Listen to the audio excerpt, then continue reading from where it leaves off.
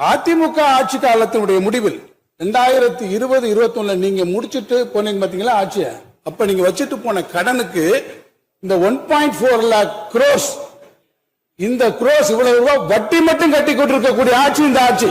நீங்க வச்சுட்டு போன கடனுக்கு 1.4 லட்சம் கோடி ரூபாய் வட்டி கட்டி கொண்டிருக்கக்கூடிய ஆட்சி. யார் கடனை பற்றி பேசுகிறீர்கள்? நான் கடனை பத்தி சொல்றேன், உட்காருங்க சார். நான் கடனை பத்தி, நீங்க வச்சிருக்க கடனை பத்தி விவரங்கள் இருக்கு, நான் சொல்ல கடமைப்பட்டிருக்கிறேன்.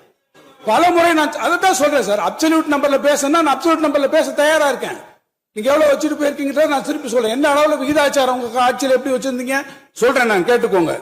2016-17 முதல் 2020-21 வரையிலான ஆண்டுகளில் மொத்த கடன் இருப்பானது 128% உங்களுடைய ஆட்சியிலே அது வளர்ந்திருக்கிறது.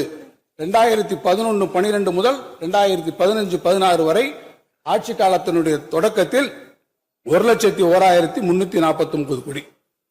அடுத்து அந்த ஆட்சியுடைய முடியும் போது 2,11,066. எவ்வளவு போச்சு? 108% உயர்ந்திருக்கு. 2016-17 இருந்து 2020-21 இந்த ஆட்சியினுடைய தொடக்கத்தில் 2,11,060 முதல்ல முடிச்சுட்டு போனாங்க இல்லையா அம்மையாருடைய ஆட்சி காலத்தில். அடுத்து உங்களுடைய ஆட்சி காலத்தில் 2,11,066 கோடியாக இருந்தக்கூடிய இந்த கடன் ஆட்சியை நீங்கள் முடிக்கிற போது 4,80,300. எத்தனை சதவீதம் கூடி இருக்கு தெரியுமா? 128%. இந்த மொத்த கடன் இருப்பு 128% வளர்ந்திருக்கக்கூடிய உங்களுடைய ஆட்சி. 2020-21 நாங்க ஆட்சிக்கு 21-22 நாங்க ஆட்சிக்கு வர்றோம். 21 இருந்து நீங்க விட்டுட்டு போன அந்த 4,80,300 5 லட்சம் கோடி நீங்க வச்சுட்டு போயிருக்கீங்க. இன்னைக்கு 9,29,000 கோடி வந்ததுனால் இதனுடைய கடன் வளர்ச்சியை நீங்கள் பார்ப்பீங்கன்னு சொன்னால் 4வது தேர்வரில் 93% தான். இப்ப பாருங்க, 108% கடன் யார் வளர்த்தது?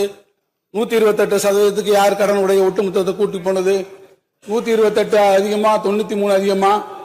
கடனுடைய வளர்ச்சியில் அதிகமாக ஒட்டுமொத்த கடன் இருப்பில் 128% வளர்ச்சி கண்டது உங்கள் ஆட்சி. எனவே கடன் பற்றி சொல்வதற்கு தார்மீக கடமைகள் இல்லை. இன்னும் உங்களை ஒரு சொல்றேன், திருப்பி நான் அப்சல்யூட் நம்பர்ல நாம பேசுறதை விட நான் இன்னும் சொல்லுவேன். பொதுவாக இது அரசியல் இருக்கட்டும், பொதுவாக நம்முடைய தமிழ்நாட்டை பொறுத்த மட்டில் நம்முடைய நிதி நிர்வாகம் இதற்கு காரணமாக இல்லை.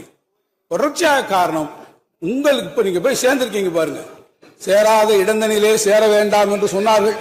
அதை மறந்து விட்டு நீங்கள் போய் சேர்ந்திருக்கிறீர்களே, அந்த ஆட்சி இல்ல, நீங்க சேர்ந்திருக்கீங்க. சேர்ந்த காட்சியினால்தான் அந்த ஆட்சி மாற்றாந்தாய் மனப்பான்மையுடன் தொடர்ச்சியாக செய்யக்கூடிய காரணத்தினால்தான் நான் இந்த அவையிலே சொல்வேன், 5வது நிதிக்குழுவின் பரிந்துரையில் இருந்து இப்போது 14வது நிதிக்குழுவின் பரிந்துரை வரை மத்திய வரிகளிலே தமிழ்நாட்டினுடைய பங்கு குறைந்து கொண்டு வருகிறது. அதனால்தான் நம்ம நிகர பொது கடன்களை பார்வையில் சொன்னால் இந்த வரி பங்கீடு என்பது 32% கீழே குறைந்திருக்கிறது. ஒரு கால் நீங்கள் இதெல்லாம் பேசி பினான்ஸ் கமிஷன்ல இருந்தோ நமக்கு வர டெவல்யூஷன்ல இருந்தோ அல்லது மத்திய அரசாங்கத்திலிருந்து நமக்கு வர வேண்டிய பங்கீடுகள் வரி பங்கீடுகளில் இருந்தோ நீங்கள் இந்த வரிகளை எல்லாம் பெற்றுத்தருவீர்கள் என்று சொன்னால் நம்முடைய கடன் 3 லட்சம் கோடி ரூபாய் அளவுக்கு குறையும். அதை செய்வதற்கு நம்முடைய மாண்புமிகு உறுப்பினரும் அவரை சார்ந்திருக்கக்கூடிய இயக்கமும் முன்வர வேண்டும் என்று கேட்டுக்கொள்கிறேன்.